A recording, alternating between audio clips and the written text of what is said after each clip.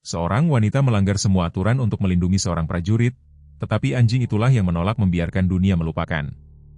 Di sebuah desa berdebu di pedalaman Amerika Tengah, di mana sirene berpadu dengan keheningan dan bahaya datang tanpa peringatan, seorang marinir terluka terbaring tak berdaya di rumah sakit lapangan. Tidak ada yang melihat bila itu sebelum mengenai, tetapi dia melihatnya, dan ketika dia jatuh, bukan dokter atau penjaga yang menangis pertama kali. Itu adalah anjing, seekor K9 yang ditinggalkan oleh perang, seorang perawat yang terluka oleh tugas dan seorang tentara muda yang terjebak antara kekerasan dan belas kasihan. Ini adalah kisah pengorbanan yang hampir terhapus dan kesetiaan yang membawa 100 penjaga diam-diam ke pintunya. Hujan telah turun selama 15 jam tanpa henti di perbukitan berkabut di luar Taguchi, Galpa, Honduras. Jalan setapak berlumpur telah berubah menjadi sungai lumpur merah kecoklatan dan langit menggelegar dengan kekerasan yang seolah tak pernah berakhir. Guntur menggelegar di seluruh pegunungan seperti artileri dan angin mencambuk dinding kanvas rumah sakit lapangan sementara yang ditempatkan di bekas kompleks sekolah.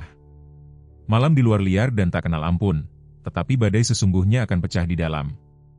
Di dalam unit gawat darurat, lampu neon berkedip-kedip di atas tiang infus berkarat dan tirai plastik CS yang tidak serasi beriat tertiup angin yang menyelinap melalui jendela yang retak dan aroma tajam pemutih, berjuang melawan keringat dan lembabnya terlalu banyak tubuh.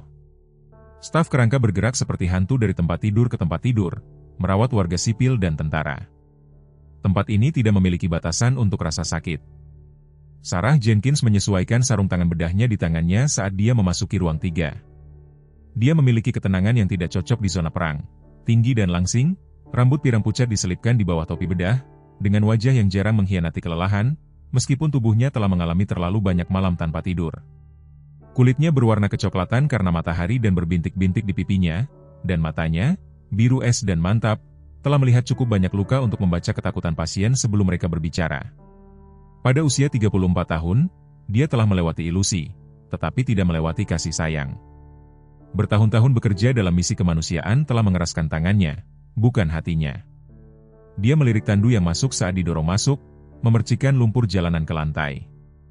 Tentara muda di atasnya meringis tetapi tidak berteriak. Lengan kanannya ditopang dalam gendongan yang ketat, bahunya basah kuyup dengan darah tetapi cepat mengering. Rambut coklat gelapnya menempel di dahinya dan ikal basah dan jejak samar bintik-bintik melintasi pangkal hidungnya. Dia pasti tidak lebih dari 24 tahun. Kopral Marcus Torne, petugas medis transportasi mengumumkan, sepeda motor ID di luar Tonga, lengan patah, kemungkinan patah tulang rusuk, sadar, responsif. Sarah melangkah maju, suaranya tenang dan merata. Anda aman, Kopral, mari kita periksa Anda. Marcus mencoba duduk lebih tegak, meskipun kesakitan. Nyonya, katanya, gigi terkatup izin untuk menjaga rekan saya di dekat sini.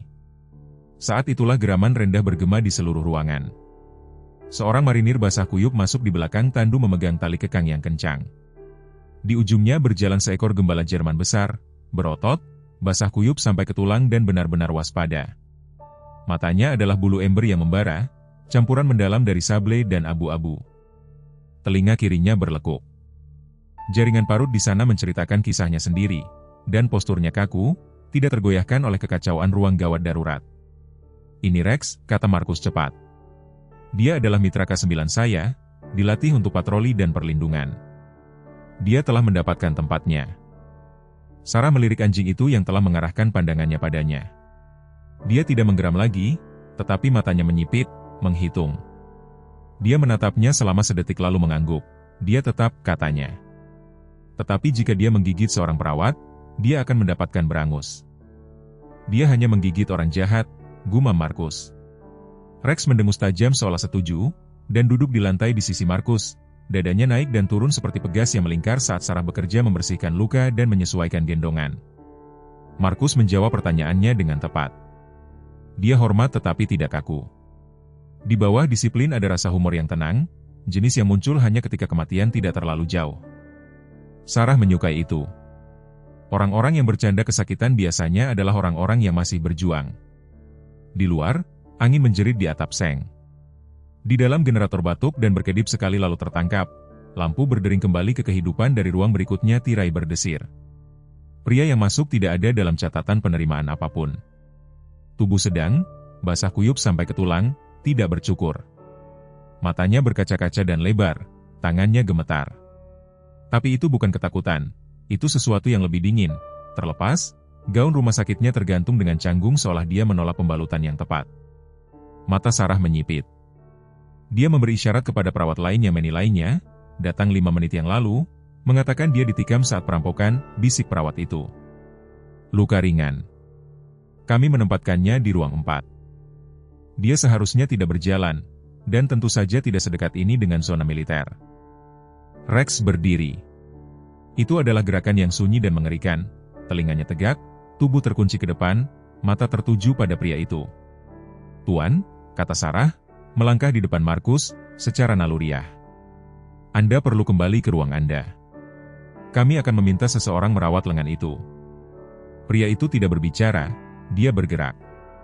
Itu bukan lari, tidak persis seperti itu, sebuah sentakan, tiba-tiba dan keras, seperti boneka, terputus dari talinya, lalu dihidupkan kembali. Lengannya terangkat di tinjunya, berkilauan sesuatu yang metalik, kasar dan bergerigi, seperti obeng yang biasa. Bukan edisi militer, buatan sendiri, brutal. Tidak ada teriakan, tidak ada ancaman, hanya gerakan. Sarah tidak berpikir. Dia bergerak. Bahunya mengenai sisi kereta Markus saat dia mendorongnya dengan keras, tubuhnya memutar untuk menempatkan dirinya di antara bilah dan anak laki-laki itu. Dampak pertama adalah sengatan listrik dingin yang merobek bahu kanannya. Dia tersentak tetapi tidak jatuh. Pukulan baja kedua mengenai tulang rusuknya tepat di bawah paru-paru. Udara meninggalkannya dengan desisan. Dia mendengar Markus berteriak. Mungkin itu Rex. Bila itu datang lagi. Sarah membalikkan punggungnya, lengan masih melindungi kepala Markus. Tikaman ketiga, kali ini ke tulang punggungnya. Semuanya kabur. Rex menerjang, tali kekang putus, gigi merobek daging, bukan miliknya. Penyerang menjerit suara basah dan binatang yang dibungkam oleh berat 90 pon kemarahan terlatih, darah berceceran. Alarm berdering, teriakan naik. Lutut Sarah menekuk, penglihatannya berenang. Lantai naik untuk menemuinya. Hal terakhir yang dia lihat adalah Rex berdiri di atas Markus, bulu berdiri mata berkobar ke arah pintu. Hal terakhir yang dia rasakan adalah kehangatan, meninggalkan tubuhnya dengan cepat, dan pikiran terakhir dalam benaknya. Anehnya, adalah suara ayahnya. "Anda melindungi siapa yang Anda bisa, bagaimanapun caranya." Kemudian kegelapan membawanya. Hal pertama yang dia rasakan adalah api. Itu mekar di sisinya seperti suar, membakar tulang rusuknya, memancar keluar sampai mencengkeram tulang belakang dan bahunya seperti belenggu besi. Hal kedua adalah berat, miliknya sendiri, menekan kasur di bawahnya, seolah tubuhnya telah menjadi jangkar yang mencoba tenggelam melalui tempat tidur. Kemudian suara kembali, bukan suara, bukan kata-kata berbunyi stabil, lambat, nada ritmis dari monitor jantung menghitung detik yang tidak dia ingat pernah diperoleh. Sarah Jenkins membuka matanya ke kabut-kabur langit-langit rumah sakit. Lampu di atasnya redup, namun mereka menusuk penglihatannya seperti jarum. Mulutnya kering, bibirnya pecah-pecah. Setiap napas adalah negosiasi mentah antara paru-parunya dan luka yang melingkari mereka. Dia mencoba berbicara tetapi hanya berhasil mendesis udara. Sebuah dengungan lembut datang dari kanannya dan seorang perawat berusia 20-an muncul. Latina, rambut diikat menjadi kepang panjang, mata ramah di bawah kacamata berbingkai tebal. Tag namanya bertuliskan Elena Ruiz. Dia cepat tetapi lembut, bergerak dengan rahmat latihan seseorang yang telah melakukan ini terlalu banyak kali, terlalu muda. "Anda bangun," kata Elena, suaranya hangat tetapi diwarnai dengan kelegaan. "Anda telah sadar selama 2 hari. Anda berada di unit ICU militer di luar Tegucigalpa." Sarah mencoba bergerak dan sengatan penderitaan menembus tubuhnya. Dia tersentak, tersedak kesakitan. "Mudah," Elena memperingatkan. "Anda menerima 7 luka tusuk. 2 datang sangat dekat dengan paru-paru Anda, 1 menusuknya sebagian. Yang lain punggung, sisi, bahu. Anda kehilangan banyak darah. Mereka tidak mengira Anda akan berhasil melewati malam pertama." Sarah tidak berbicara. Dia mencoba menyatukan fragmen-fragmen, kebisingan, logam dingin, kaburnya rasa sakit, dan kemudian Markus Rex. Matanya bergetar panik. Marinir Torne. Apakah dia hidup? "Ya," kata Elena, mengangguk. Dia kembali ke markas sekarang. "Patah tulang ringan," dia terus bertanya tentang Anda. Sarah menghembuskan napas perlahan. Itu sakit, tapi itu sakit yang baik. Rex, bisiknya. Ekspresi perawat sedikit berubah, sudut mulutnya terangkat anjing. Dia belum pergi. Dia berbaring di luar pintumu. Tidak ada yang bisa mendekati Anda tanpa dia menggeram. Dia sangat bertekad. Itulah Rex. Dia telah melihatnya di matanya bahkan sebelum serangan itu. Kesiapan itu, pemahaman itu, kesetiaan yang tak tergoyahkan yang melampaui pelatihan. Dia bertanya-tanya apakah mereka akan membiarkannya masuk hanya untuk sesaat. Dia perlu melihatnya, dia perlu tahu seseorang masih berjaga-jaga, tetapi alih-alih Rex, orang lain memasuki kamarnya.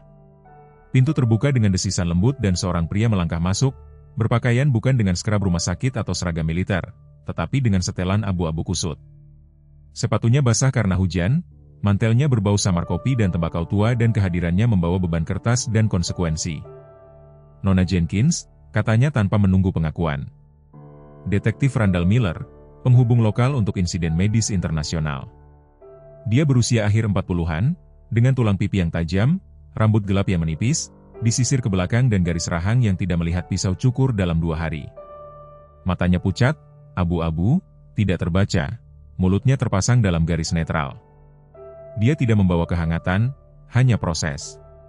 Ini adalah pria yang hidup dengan formulir, garis waktu dan ketidakpedulian yang dipertahankan dengan hati-hati.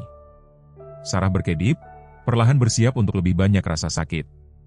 Saya perlu beberapa saat dari waktu Anda, kata Miller, sudah mengeluarkan buku catatan dari saku bagian dalam jaketnya. Ini tidak akan lama. Ini menyangkut insiden 2 malam yang lalu.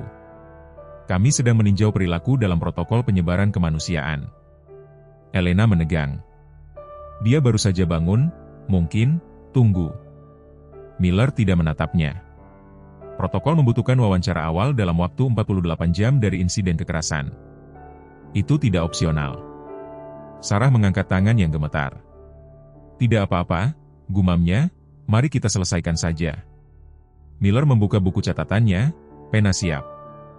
Anda ditugaskan ke ruang 3. Pasien Anda adalah Kopral Marcus Thorne. Ya, dia mengangguk. Jelaskan apa yang terjadi. Dia menelan ludah. Dia baru saja masuk, mematahkan lengan. Aku sedang membalut bahunya. Kemudian seorang pria, dia tidak ada di bagian saya, datang dari ruang berikutnya. Dia menerjang, tidak ada peringatan, hanya bergerak aku. Anda bergerak untuk melindungi pasien. Miller menyela sambil mencoret-coret.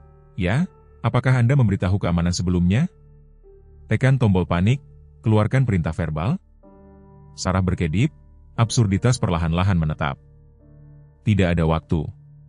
Apakah Anda mencoba untuk melibatkan penyerang secara verbal sebelum melakukan kontak? Dia punya senjata, tidak ada waktu. Saya bergerak, itu saja. Miller tidak mengangguk atau bereaksi, dia hanya menulis dan K9 Rex juga terlibat. Ya, setelah saya ditikam, dia turun tangan, menyelamatkan kami berdua. Miller berhenti lalu membalik halaman. Laporan dari administrasi rumah sakit menunjukkan bahwa tindakan Anda mungkin merupakan pelanggaran aturan 7.3. Personel tidak boleh secara fisik melibatkan ancaman kecuali di bawah arahan eksplisit dari keamanan di tempat.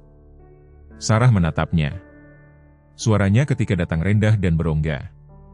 Jadi, saya seharusnya membiarkannya mati. Ekspresi Miller tidak berubah. Saya tidak di sini untuk memperdebatkan filosofi, Nona Jenkins, hanya untuk mendokumentasikan peristiwa. Dia merobek halaman itu, menyelipkannya dengan rapi ke dalam sebuah berkas, lalu mengeluarkan kartu nama dari dompetnya dan meletakkannya di nampan di samping cangkir airnya. Kami mungkin memerlukan tindak lanjut. Anda akan diberitahu. Istirahatlah dengan baik. Dia berbalik dan pergi.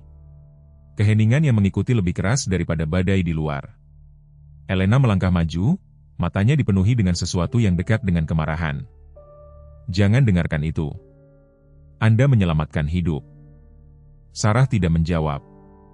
Tangannya gemetar, bukan karena sakit, tetapi karena sesuatu yang lebih buruk, retakan menyebar di bawah semua yang dia yakini.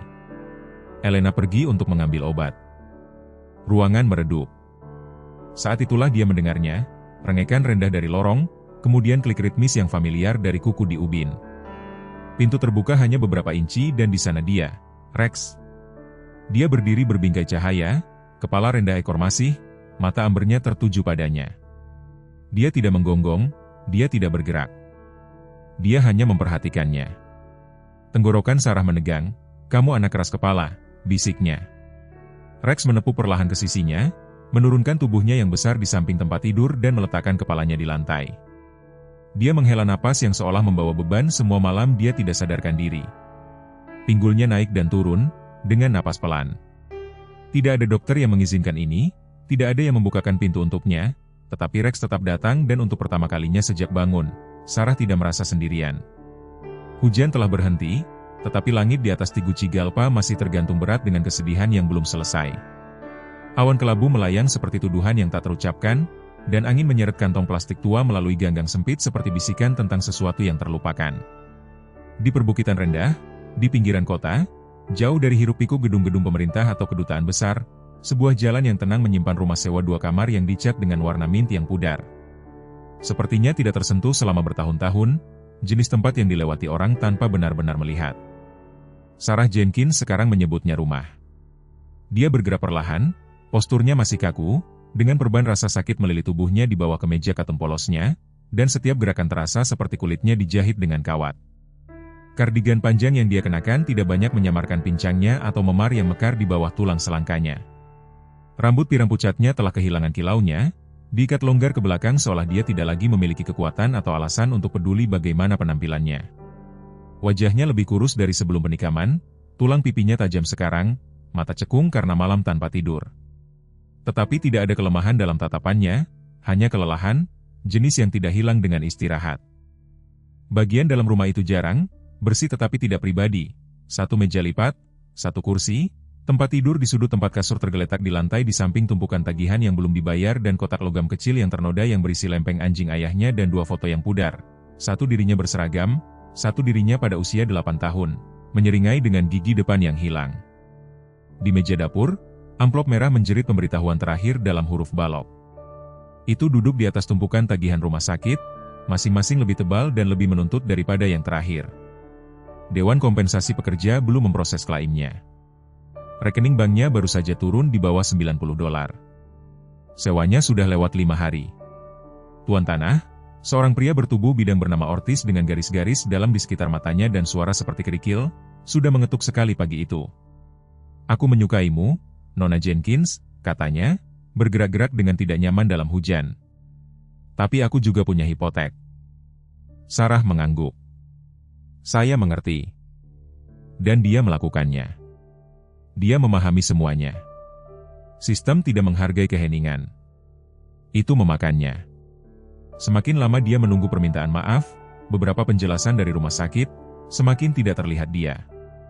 Dia belum mendengar kabar dari Markus, bukan surat, bukan sepatah kata pun. Dia tidak mengharapkan dia untuk menulis. Dia mungkin kembali di lapangan, melakukan apa yang dilakukan tentara. Tetapi sebagian dari dirinya, bagian manusia yang masih melekat pada koneksi, berharap bahkan sebuah kalimat akan dilakukan, bahkan terima kasih. Bagian terburuknya bukanlah keheningan, melainkan gema di dalamnya. Malam itu, saat senja tiba, Sarah mematikan lampu terakhir dan meringkuk di atas kasur. Obat penghilang rasa sakit telah habis berjam-jam yang lalu, tetapi dia tidak mengambil yang lain. Rasa sakit di tulang rusuknya mengingatkannya bahwa dia masih di sini, masih berjuang. Dia menyaksikan bayangan membentang di dinding, kota di luar jendelanya, berdengung dengan sepeda motor dan teriakan yang jauh. Di suatu tempat seekor anjing menggonggong. Dia menutup matanya dan kemudian dia mendengarnya, goresan tunggal di pintu. Kemudian lagi, lebih mendesak kali ini, dan engahan rendah yang familiar. Sarah duduk terkejut. Tubuhnya memprotes gerakan tiba-tiba itu, tetapi dia mendorongnya dan berjalan ke pintu. Ketika dia membukanya, lampu beranda berkedip sekali dan memandikan langkah-langkah dalam cahaya kuning kusam. Di sana, tertutup lumpur, hujan, bulu kusut, melekat pada bingkai ramping dan berotot, berdiri Rex gembala Jerman basah kuyup cakar dilapisi kotoran merah. Telinga kirinya berkedut sekali saat melihatnya dan ekornya memberi sapuan lambat tunggal. Mata ambernya tidak bersinar dengan sukacita atau kegembiraan, hanya fokus yang tak tergoyahkan, teguh, hadir. Sarah menatapnya sejenak, ketidakpercayaan tertangkap di tenggorokannya. "Rex." Dia mengambil satu langkah maju dan kemudian duduk tepat di sana di tangga paling atas seolah disinilah dia berada. Seolah dia telah melakukan perjalanan melalui setiap pos pemeriksaan dan pagar dan pintu terkunci di Honduras hanya untuk menghubunginya. Sarah jatuh berlutut, rasa sakit diabaikan, tangannya gemetar, meraih bulunya. Itu dingin dan kusut, tetapi dia bersandar pada sentuhannya. Tidak ada suara yang lolos dari bibirnya, hanya napas tersedak. "Bagaimana kamu menemukanku?" bisiknya. Dia tidak menjawab, tentu saja tidak. Tetapi kehadirannya memenuhi kekosongan seperti permintaan maaf yang pernah bisa.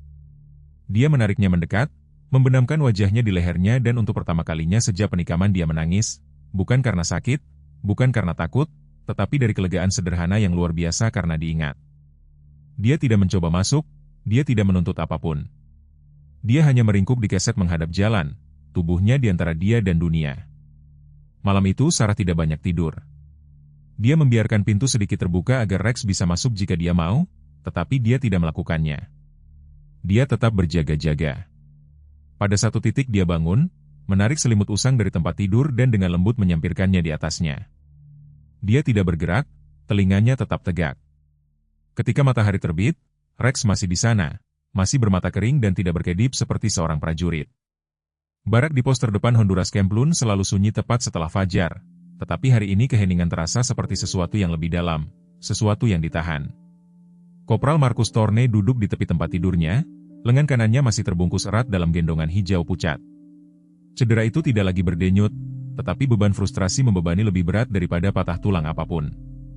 Dia tinggi dan bidang bahu, otot ramping seseorang yang terbiasa mengangkut perlengkapan melalui medan yang mustahil. Kulitnya yang berbintik-bintik telah lebih coklat di bawah matahari Honduras dan meskipun rahangnya tetap tercukur bersih, ketegangan hidup di setiap garis wajahnya. Mata coklatnya, biasanya mantap, berkedip sekarang dengan kemarahan yang nyaris tidak disembunyikan. Hari-hari telah berlalu sejak dia keluar dari rumah sakit lapangan, namun tidak seorang pun di komando akan menjawab pertanyaannya tentang perawat yang telah melindunginya dari bilah yang dimaksudkan untuk jantungnya, Sarah Jenkins. Dia telah memintanya 2 kali, pertama di ICU, lalu lagi melalui pengiriman medis.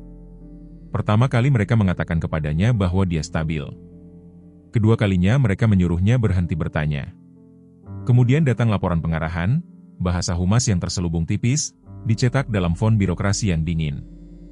Dia membacanya 3 kali sebelum merobeknya menjadi 2. Anggota staf medis turun tangan dalam kapasitas yang tidak sah selama insiden keamanan yang mengakibatkan cedera.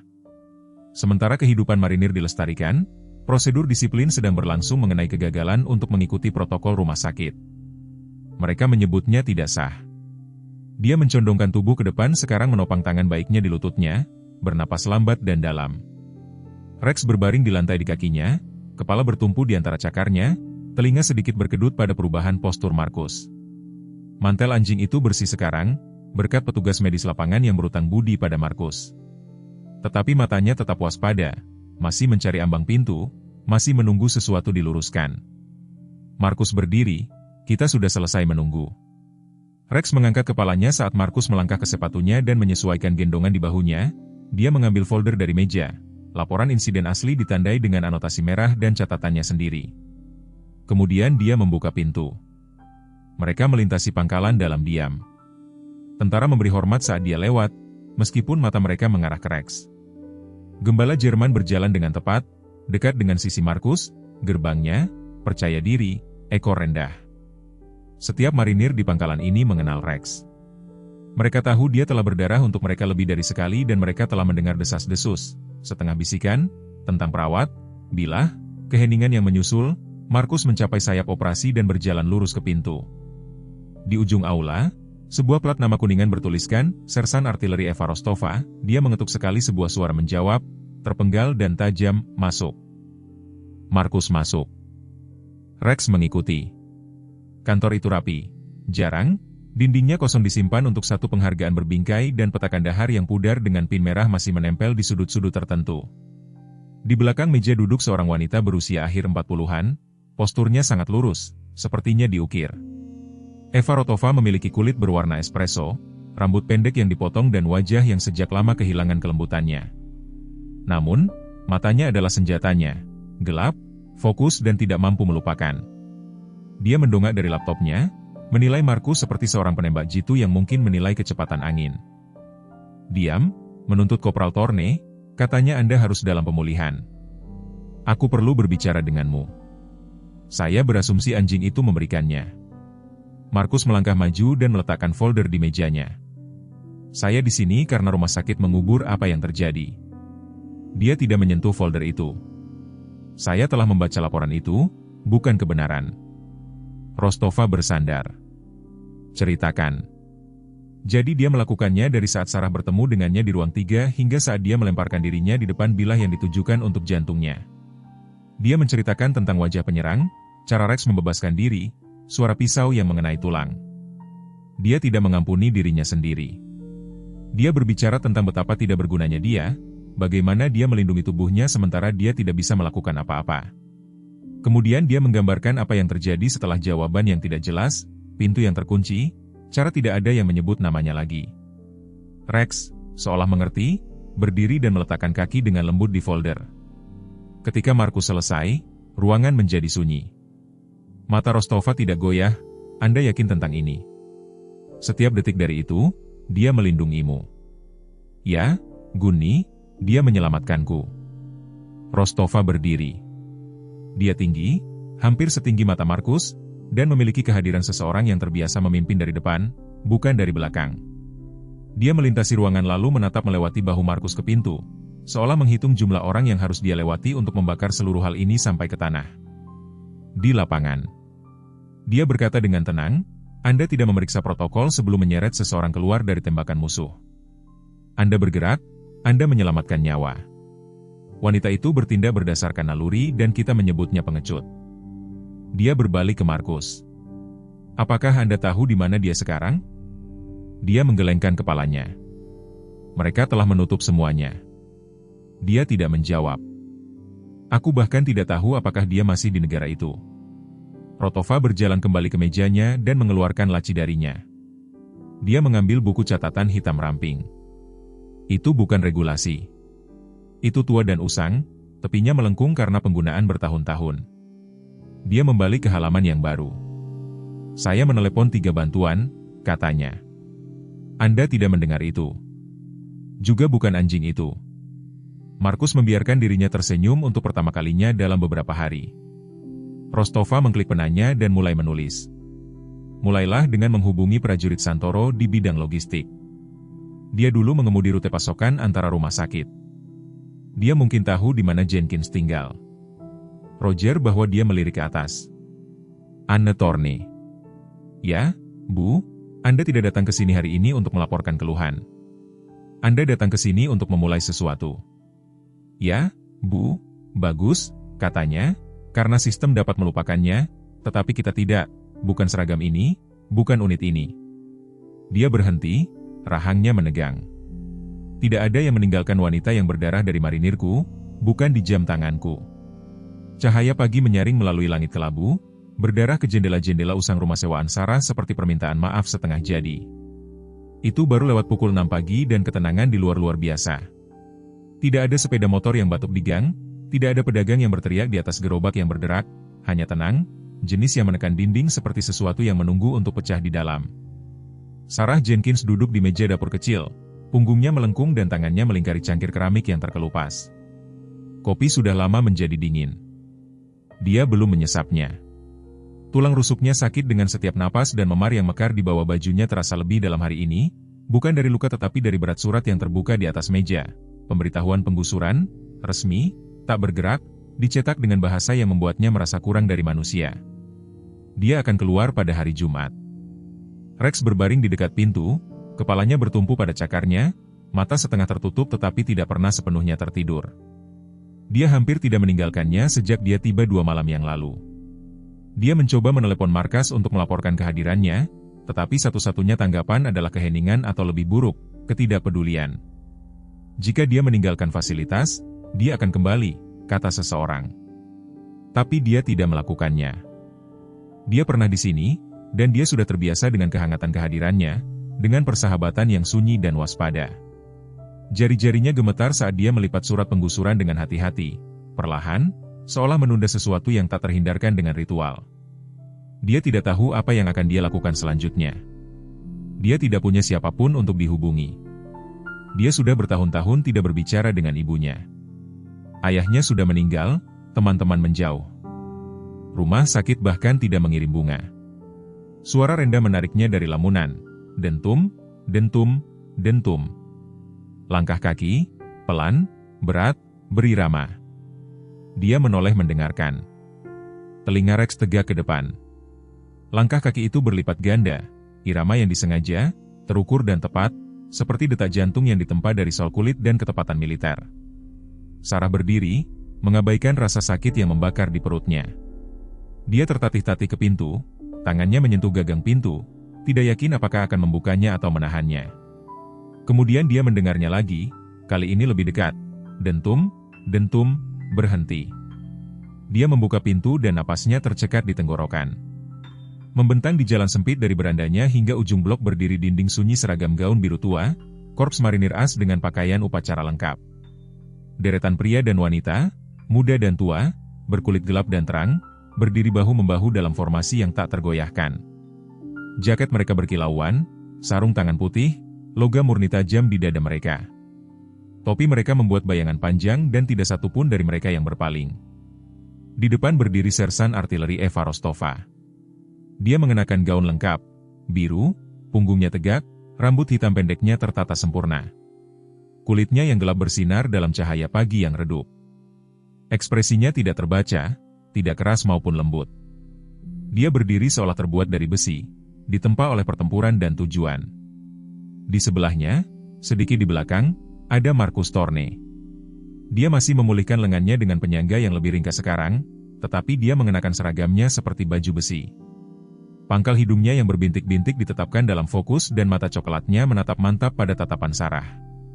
Dan di antara mereka, Rex, anjing gembala Jerman, berdiri, bulunya tinggi disisir, kakinya sejajar. Dia tidak menggonggong, dia tidak merengek, dia hanya menatapnya, lalu berjalan maju. Dia melangkah keluar ke beranda, tertegun dalam diam. Rex mencapai dia lebih dulu, duduk dan dengan lembut meletakkan cakarnya ke telapak tangannya yang terbuka. Kemudian datanglah Marcus. Dia mendekat perlahan, gerakannya hati-hati, disengaja. Di tangannya yang baik dia memegang sebuah amplop putih besar, polos, tidak bertanda. Dia menawarkannya padanya tanpa sepatah kata pun pada awalnya. Dia menerimanya dengan jari-jari gemetar. Ini dari unit, katanya pelan. Semua orang menyumbang untuk uang sewa Anda, tagihan Anda, apapun yang Anda butuhkan. Sarah menatap amplop itu, lalu kembali menatap. Marcus, aku. Dia menggelengkan kepalanya. Tidak perlu pidato. Anda melakukan apa yang tidak akan dilakukan orang lain. Rostova melangkah maju. Suaranya terdengar tanpa volume. Kami mendengar apa yang dikatakan rumah sakit, katanya. Kami mendengar apa yang tidak mereka katakan. Tetapi marinir tidak lupa, dan kami tentu saja tidak meninggalkan siapapun. Dari jendela rumah tetangga, tirai bergerak-gerak, tetangga mengintip keluar. Pria dengan kaos dalam, wanita dengan gaun tidur, seorang anak dengan rambut kusut menempel di kaca. Tidak ada yang berbicara, tidak ada yang menyela. Mereka menyaksikan Sarah berdiri di berandanya, mata lebar, tangan di atas jantungnya, dikelilingi oleh pasukan biru yang sunyi. Ini bukan untuk pers, tambah Rostova, nadanya seperti baja yang ditempa. Tidak ada kamera, tidak ada mobil berita, hanya kami, hanya kehormatan. Sarah tidak bisa berbicara, bibirnya terbuka tetapi kata-kata itu tetap terperangkap di balik gelombang di dadanya. Tenggorokannya menegang, penglihatannya kabur. Dia menatap Marcus, lalu Rex, lalu ke ujung blok, pada lusinan wajah yang tidak dia kenal, tetapi yang telah datang ke sini untuknya. Bukan karena Memo menyuruh mereka, tetapi karena mereka ingat. Lututnya hampir menyerah. Marcus melangkah maju, dengan lembut menangkap sikunya. Kami akan berdiri di sini selama yang diperlukan, katanya, sampai mereka ingat siapa Anda.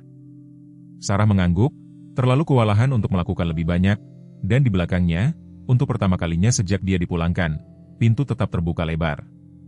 Itu dimulai dengan satu klip, kurang dari 30 detik, yang diambil dari kamera keamanan di sayap trauma rumah sakit. Itu menunjukkan apa yang tidak pernah ditunjukkan oleh siaran pers, awan gerakan, seorang perawat melangkah di depan seorang pria yang menerjang, kilatan logam, lalu ledakan gerakan tiba-tiba, seorang anjing gembala Jerman meluncur maju, gigi menyeringai, mencegat penyerang. Sudut itu menangkap serangan pertama. Tubuh Sarah, memutar lengannya, menarik seorang marinir muda di bawahnya, dan kemudian Rex melaju ke dalam bingkai, rahang mencengkeram lengan yang berayun, menyeret penyerang pergi. Rekaman itu dibocorkan oleh seorang teknisi IT junior bernama Luis Campos, baru 22 tahun, dengan kacamata yang terlalu besar untuk wajahnya yang sempit dan hati nurani yang lebih besar lagi. Dia menyaksikan pernyataan resmi Dewan Rumah Sakit di berita malam dan tidak bisa tidur. Dia mengunggah video itu secara anonim ke akun Reddit lama dengan judul, "Inilah yang tidak mereka katakan kepada Anda." Menjelang matahari terbit, video itu telah ditonton lebih dari 200.000 kali. Menjelang siang, video itu telah melampaui 2 juta. Tagar Marines untuk Sarah menjadi tren global sebelum waktu makan malam. Orang-orang tidak hanya menonton, mereka marah. Kelompok veteran memposting ulang dengan keterangan seperti, "Itu bukan protokol, itu keberanian." Para profesional medis menimbang dengan menyebut respon Sarah sebagai tindakan insting triase yang khas. Pecinta anjing di seluruh dunia membanjiri bagian komentar dengan gambar K9 mereka sendiri, menandai akun tersebut di bawah slogan yang baru dibentuk, "Dia menggonggong, kami mendengarkan." Bahkan lebih kuat daripada rekaman itu adalah keheningan yang menyusul. Rumah sakit tidak menanggapi selama 24 jam penuh. Kotak masuk mereka dibanjiri. Para donor mengancam akan menarik diri. Satu yayasan khususnya, Henderson Family Trust, penyumbang multijuta dolar untuk fasilitas medis militer dan kemanusiaan, memposting pernyataan ke situs resminya. "Kami percaya pada tugas, kami percaya pada pengorbanan. Kami sangat terganggu oleh perlakuan terhadap perawat Sarah Jenkins dan sampai akuntabilitas penuh diambil oleh administrasi unit medis lapangan St. Michael. Kami menempatkan komitmen keuangan kami dalam peninjauan." Pernyataan itu ditandatangani dengan pena oleh Rebecca Henderson, seorang janda tegas berusia 70-an dengan reputasi filantropi yang tenang dan loyalitas tulang belakang baja kepada para veteran. Namanya saja mengguncang ruang rapat. Di dalam rumah sakit, kepanikan berkembang. Para eksekutif yang pernah menganggap Sarah sebagai item baris sekarang menghadapi kehancuran publik. Staf keluar, perawat membisikkan namanya di ruang istirahat. Aula yang sama tempat Sarah pernah diabaikan sekarang bergema dengan legendanya. Dalam konferensi pers yang diatur tergesa-gesa, Dr. Kelvin Moresi, Direktur Operasi Rumah Sakit, melangkah ke mikrofon. Dia berusia 50-an, berpakaian rapi dengan setelan bergaris abu-abu, tetapi keringat mulai berkumpul di kerah bajunya. Pelipisnya yang beruban disisir rapi, tetapi suaranya bergetar saat kamera mulai menyala. "Kami mengakui kegagalan serius dalam bagaimana perawat Jenkins diperlakukan." Dia membaca dari pernyataan yang disiapkan, hampir tidak mendongak. "Efektif segera, pekerjaannya dipulihkan dengan gaji dan tunjangan penuh. Selanjutnya, dia akan dianugerahi salib keberanian sipil dan tindakannya akan secara resmi dicatat dan dihormati dalam arsip permanen kami." Dia berdeham. "Kami juga mengakui keberanian unit K9 Rex, yang intervensinya menyelamatkan nyawa malam itu. Sebuah plakat untuk menghormatinya akan dipasang di aula layanan kami di bawah penunjukan K9 Keberanian, entry pertama." Di luar, kerumunan yang berkumpul, campuran personel militer, warga sipil, jurnalis, dan pekerja medis, bersorak-sorai. Sarah, menyaksikan dari ruang tamunya, tidak menangis. Dia duduk di sofa, Rex meringkuk di kakinya, dan hanya menghembuskan napas. Itu adalah napas panjang, yang telah dia tahan sejak pisau pertama kali merobek bahunya. 2 hari kemudian dia berdiri di belakang auditorium yang tidak pernah dimaksudkan untuk menyimpan sejarah. Upacara itu berlangsung di pusat operasi regional dekat pangkalan. Spanduk berjajar di dinding dan kursi dipenuhi dengan marinir dengan seragam gaun, staf rumah sakit dengan pakaian putih yang dipoles, dan warga sipil dengan lencana di lanyar. Udara berbau sedikit lilin dan pembersih pinus. Sarah mengenakan gaun biru tua, sederhana tetapi elegan. Rambutnya, sekarang dipangkas rapi hingga sebahu, disisir halus. Kulitnya yang pucat masih menyimpan perubahan warna memar yang halus, dan bekas luka samar di bawah tulang selangkanya mengintip keluar ketika dia berbalik terlalu cepat. Tetapi dia berdiri tegak, bukan karena dia sembuh tetapi karena orang-orang perlu melihat bahwa dia tidak tetap jatuh. MC memperkenalkan namanya perlahan, Sarah Jenkins, penerima salib keberanian sipil. Tepuk tangan bergemuruh di seluruh ruangan saat dia melangkah menuju panggung. Dia berjalan perlahan, hati-hati. Setiap langkah membawa rasa sakit dan keheningan berbulan-bulan, setiap napas pengingat akan harga yang harus dibayar. Tetapi ketika dia mencapai tengah, ketika logam itu ditempatkan di lehernya, Dia tidak melihat ke kamera. Dia melihat ke barisan depan. Di sana, duduk diam sempurna di antara Markus dan Rostova, adalah Rex. Bulunya berkilauan di bawah lampu, tubuhnya waspada tetapi santai. Telinganya sedikit terangkat ketika tatapannya bertemu dengannya dan kemudian, hanya sekali, ekornya memberikan pukulan lembut. Sarah tersenyum. Sisa upacara berlalu dalam kabut. Foto, jabat tangan, pertanyaan pers. Markus mencondongkan tubuh ke arahnya sekali saat mereka berdiri di belakang panggung, keduanya dalam bayangan. Mereka tidak akan pernah melupakan ini, katanya pelan. Seharusnya tidak, jawabnya. Kemudian, Sarah berdiri di samping plakat perunggu baru yang dipasang di aula layanan rumah sakit. Itu bertuliskan dua nama, Sarah Jenkins atas keberanian yang tak tergoyahkan di bawah tembakan, Rex Canine, keberanian, penjaga, tanpa ragu-ragu. Cahaya lembut menyinari permukaan yang terukir, menangkap bayangannya tepat di sampingnya. Dan untuk pertama kalinya Sarah merasa terlihat, bukan karena apa yang telah dia lakukan tetapi karena apa yang selalu dia lakukan. Aneh rasanya bisa kembali. Bangunan itu tidak banyak berubah. Ubin linoleum yang sama tergores membentang seperti sungai yang memudar di koridor panjang. Bau antiseptik yang sama di udara, tajam, obat dan anehnya nostalgia. Desingan lampu neon yang sama di atas kepala, selalu sedikit terlalu terang, terlalu steril. Tetapi bagi Sarah Jenkins, berjalan melalui pintu masuk unit medis lapangan St. Michael tidak lagi terasa seperti kembali ke medan perang. Rasanya seperti merebut kembali tanah yang pernah dia berdarah untuknya. Dia mengenakan pakaian sipil, sekarang celana panjang abu-abu yang disetrika, blus putih lembut yang terselip rapi di bawah kardigan biru tua. Gerbangnya lebih lambat, hati-hati tetapi percaya diri. Bekas luka panjang di sisinya, tersembunyi di bawah kain, sedikit tertarik dengan setiap langkah tetapi tidak lagi mendefinisikannya. Rambut coklatnya, sekarang ditarik ke belakang menjadi sanggul rendah, telah tumbuh sejak terakhir kali dia berjalan di aula ini. Matanya, masih tajam dan mantap, memindai setiap wajah yang dilewatinya, bukan dengan kecurigaan tetapi dengan tujuan. Dia berhenti di luar sayap respons darurat. Di atas pintu, sebuah plakat baru berkilauan di bawah lampu tersembunyi untuk menghormati keberanian, didedikasikan untuk kenangan tentang apa yang kita tanggung untuk menyembuhkan orang lain. Di bawahnya, terukir dalam perunggu, ada dua nama, perawat Sarah Jenkins dan K9 Rex. Sarah tidak berlama-lama. Dia tahu bahwa apa yang akan datang selanjutnya lebih penting daripada apa yang telah diukir di logam. Tepat di dalam, seorang perawat muda berdiri meremas-remas tangannya di dekat tirai ruang trauma. Dia tidak mungkin lebih dari 22 tahun. Pendek, dengan rambut hitam keriting rapat terselip di bawah topinya. Matanya lebar dan berkaca-kaca karena gugup. Kartu namanya bertuliskan M. Alvarez. Sarah mendekat dengan lembut, berhati-hati agar tidak mengejutkannya. Hari pertamanya, gadis itu sedikit terkejut lalu mengangguk. Ya, Bu, maksudku ya, giliran kerja penuh pertama. Alvarez tergagap, mereka baru saja memasukkan luka tembak dan aku baru melakukan simulasi. Aku tidak. Kupikir aku bisa, tapi... Sarah tidak menunggu dia selesai. Dia melangkah di samping perawat muda itu dan dengan lembut meletakkan tangan di punggungnya. Kita akan masuk bersama, katanya. Kamu tidak sendirian, aku di sini. Mata Alvarez membelalak tak percaya. Anda? Tunggu. Apakah Anda Sarah Jenkins? Sarah tersenyum tipis. Aku salah satu dari banyak orang. Ayo pergi. Saat mereka melangkah melewati tirai, dua dokter sudah menangani pasien. Seorang pria yang lebih tua dengan luka tembak di paha, distabilkan tetapi pucat. Sarah tidak menyentuh alat apapun. Dia tidak perlu melakukannya. Pekerjaannya sekarang adalah sesuatu yang lain. Beberapa minggu sebelumnya, Henderson Family Trust telah bertemu dengan Dewan secara pribadi.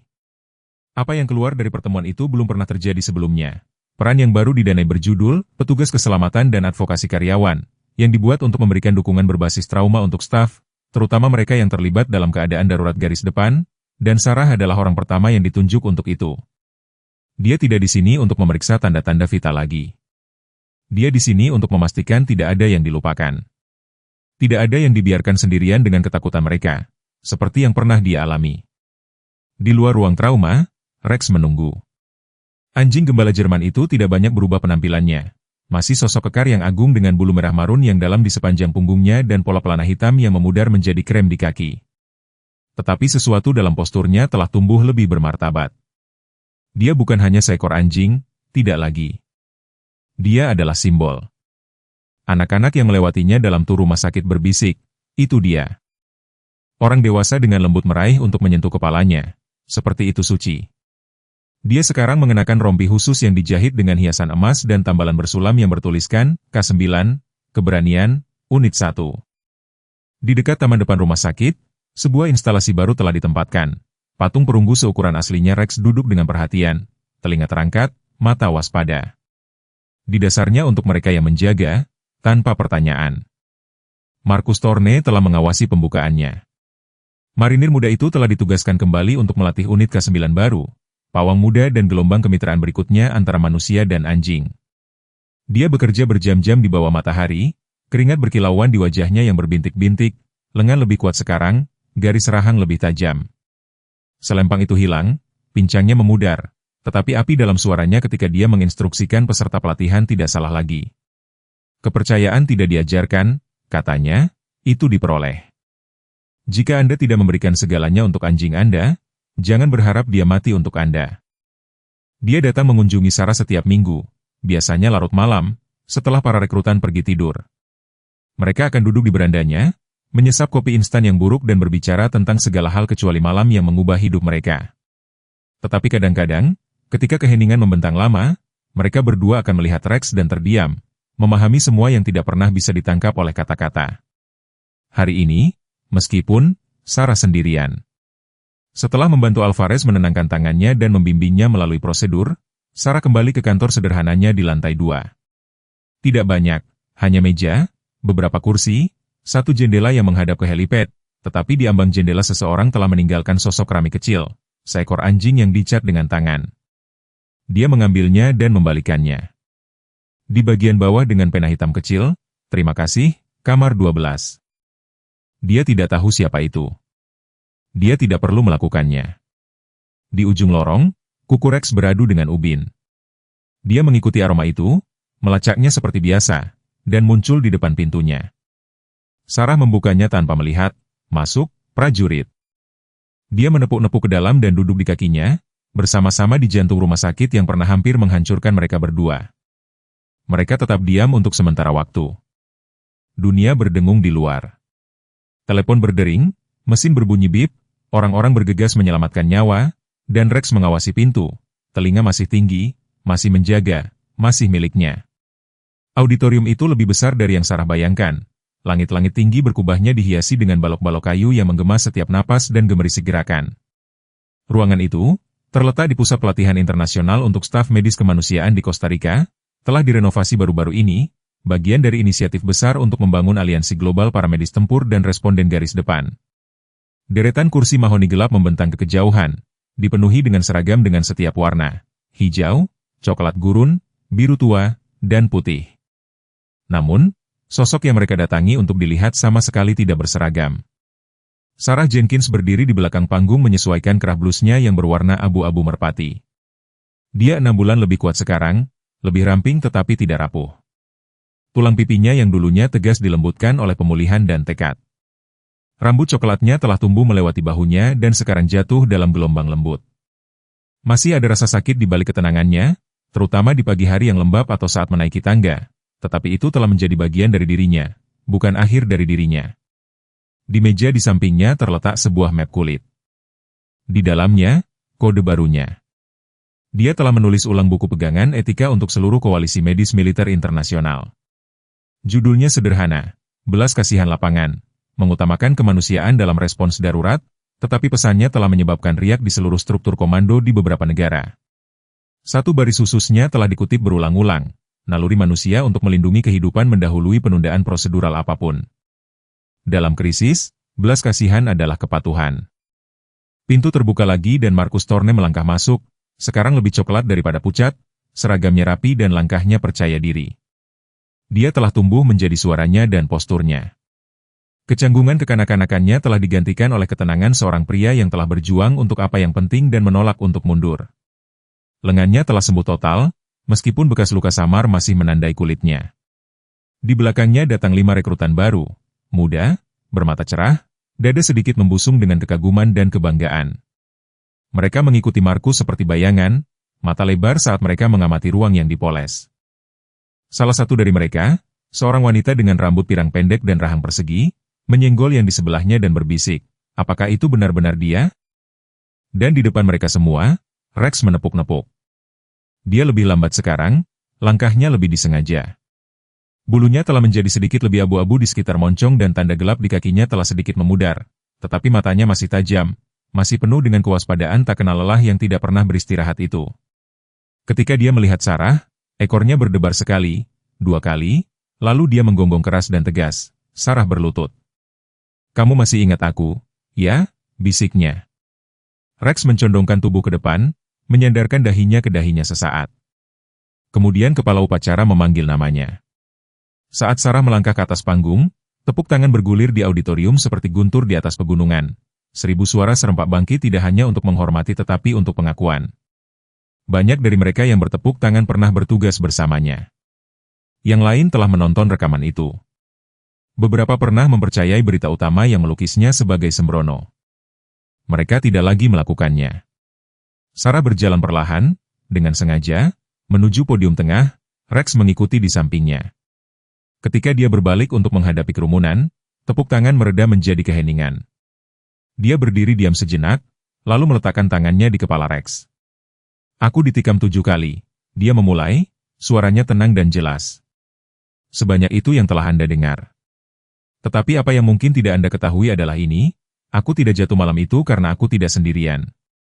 Aku punya seseorang di sisiku." Jari-jarinya dengan lembut menelusuri tepi telinga Rex. Dia tidak meminta perintah, dia tidak memeriksa protokol, dia tidak menunggu izin. Dia tahu seseorang membutuhkan bantuan dan dia bergerak. Gumaman rendah persetujuan berdengung melalui kerumunan. "Aku dilatih dalam perawatan darurat. Aku diajarkan untuk menghentikan pendarahan, menstabilkan luka, dan memberikan bantuan, tetapi apa yang tidak mereka ajarkan adalah apa yang harus dilakukan ketika institusi Anda menyuruh Anda untuk mengabaikannya."